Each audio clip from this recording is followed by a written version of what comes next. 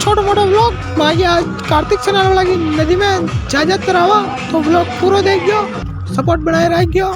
By by.